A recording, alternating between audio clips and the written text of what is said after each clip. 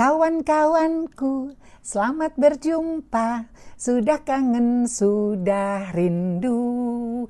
Hari ini, kali ini, ayo kita ngobrol lagi.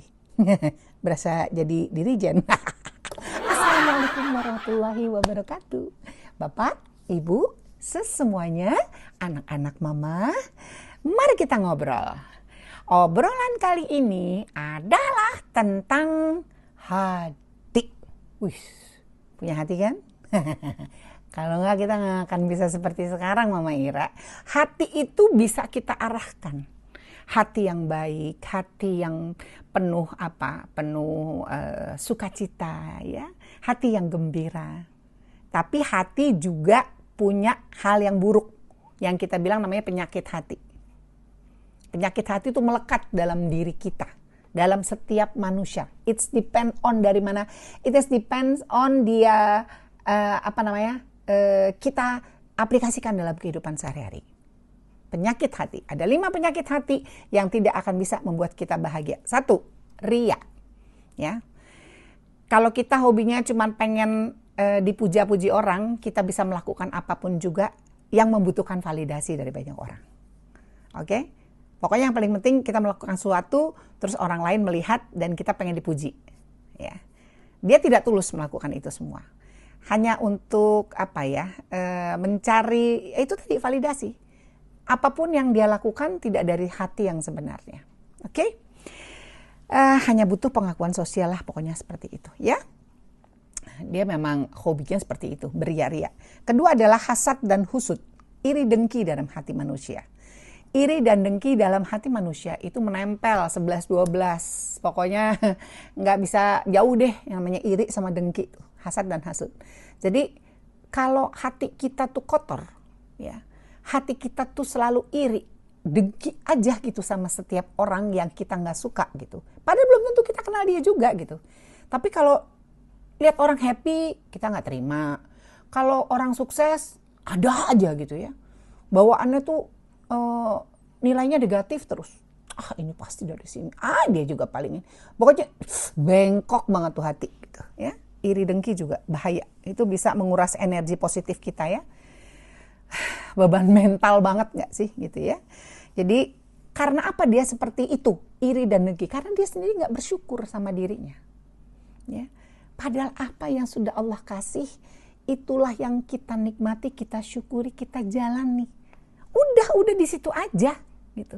Nggak usah bengkok-bengkok tuh hati. Tetangga sebelah punya mobil baru, ribet.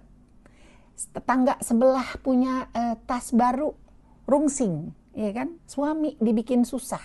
Atau ada juga, maaf ya, ada juga yang bapak-bapak misalnya ini, gua bisa lebih kayak gini, bawaannya bengkok aja. Mohon maaf. Tapi ini memang ada kejadian. Ya, gitu. Jadi hasad dan hasud, iri dengki itu selalu nempel selain ria tadi. Berikutnya, takabur. Oke, sombong. Orang yang sombong itu amit-amit, nauzubillah min dzalik, jangan sampai saya dibilang sombong. Orang sombong itu sangat tidak disukai banyak orang. Ada aja tingkah polanya dia yang membuat kita tuh gak nyaman gitu. Ngomongnya gede, gayanya luar biasa, iya kan? Yang kadang-kadang suka buat kita, masa iya sih gitu, lu kayaknya nggak usah deh kayak ngomong-ngomong kayak begitu, atau lu nggak usah kali ngasih tahu kepada semua orang bahwa gue punya ini gitu.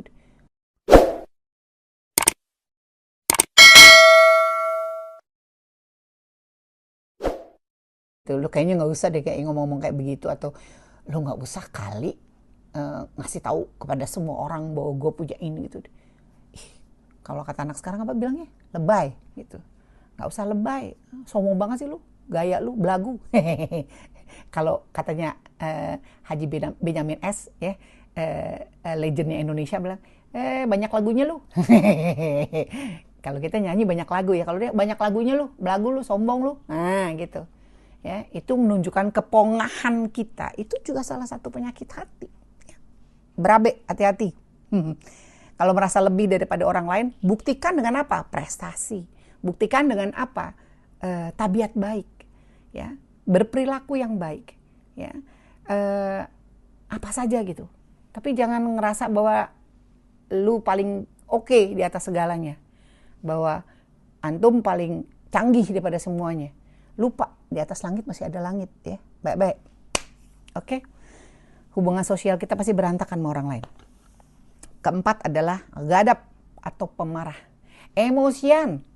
Dikit-dikit disulut ya, sumbunya pendek. Wing langsung. Ya, gak terima, marah. Pokoknya meledak-ledak deh. Gak bisa ngontrol emosinya gitu.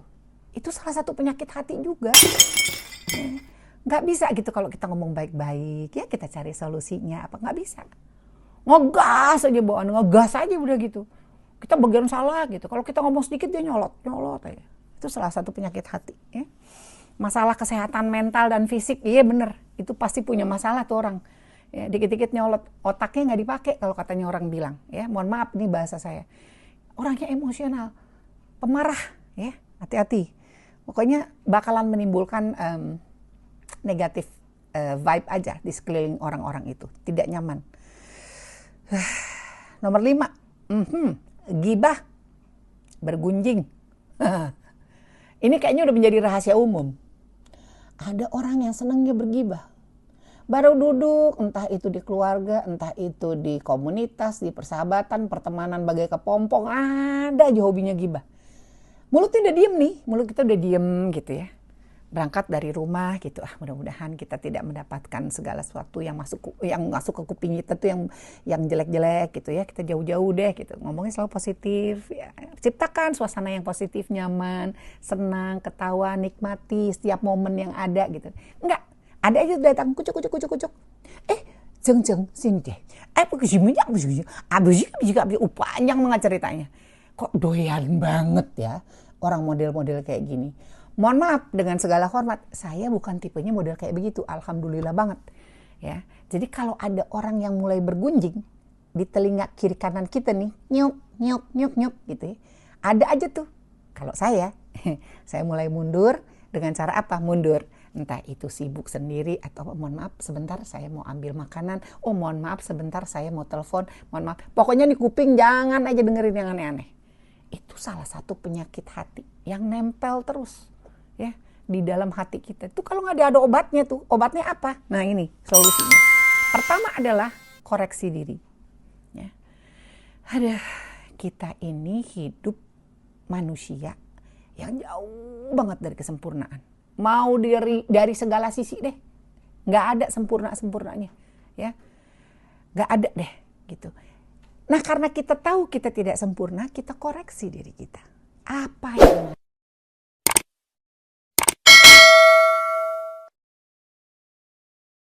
kita koreksi diri kita. Apa yang masih menjadi kekurangan kita? Apa yang harus diperbaiki dari diri kita? Perkataan, perbuatan, pikiran kita. Ya, bagaimana kita menilai orang, persepsi kita seperti apa gitu ya. Jangan selalu melulu negatif aja. Bawaannya hobinya mencela aja gitu ya. Koreksi diri. Oh iya, saya masih banyak kekurangan. Mungkin saya kekurangan di sini, kelebihan dia di sana. Oh, kekurangan dia di sana, kelebihan kita di sini gitu ya. Coba deh kita beradaptasi ya dengan lingkungan kita, dengan jiwa kita tuh kita berbaik hati kan, ya nggak sih? Ya kita coba koreksi diri. Oh iya, mohon maaf ya Allah bahwa saya masih banyak kekurangan. Oh iya, saya seharusnya tidak boleh begini. Mungkin ucapan saya menyakitkan hati orang itu. Seharusnya saya tidak. Itu banyak banget ya. Kedua, bertobat, perbanyak ibadah. Agak ngeri ya kalau ngomongin soal ini ya. Kita tuh sesama manusia ya. Dengan segala hormat, bukan maksud saya untuk menggurui, bukan. Saya aja masih jauh dari sempurna, jauh dari hal yang bagus-bagus. Saya masih banyak belajar gitu. Kenapa kita semua nggak saling mengingatkan satu dengan yang lain? Allah memberikan kesempatan kita untuk memperbaiki diri. Ya udah, napas kita hari ini udah kita perbaiki aja. Dengan cara apa? Ya mengisi segala sesuatu yang baik gitu. Ya kan? Saya masih berusaha, jatuh bangun bagaimana ceritanya sungsang sumbel, gimana ceritanya supaya hati ini tetap baik, ya kan? Jangan sampai menyakiti hati orang lain. Oh, ibadah saya masih kurang di sini. Oh, saya harusnya seperti ini, saya tidak boleh. Jadi banyak menyadarkan diri gitu, ya. Ketiga, menjaga akhlak. Akhlak itu adalah perilaku, baik atau buruk kita dalam baik buruk perilaku baik dan buruk dalam kehidupan sehari-hari. Itu akhlak maksudnya ya. Menjaga akhlak, jaga hati adalah kunci kesuksesan mencapai kebahagiaan sejati. Jadi dari apa yang sudah saya sampaikan tadi, mari kita sama-sama saling belajar ya. Lagi-lagi saya ingin menyampaikan ini semua Mama Ira bukan bermaksud menggurui dengan segala hormat, tapi hal-hal seperti ini tuh banyak banget di sekeliling kita dan terus akan terjadi di sekitar kita ya, dari skup yang terkecil maupun skup yang besar, dari segala strata background orang gitu. Ya nggak sih? Ya nggak sih, latar belakang orang kan berbeda-beda tuh ya. Kita akan menemukan ini semua gitu. Ya, yang paling penting adalah mari kita sama-sama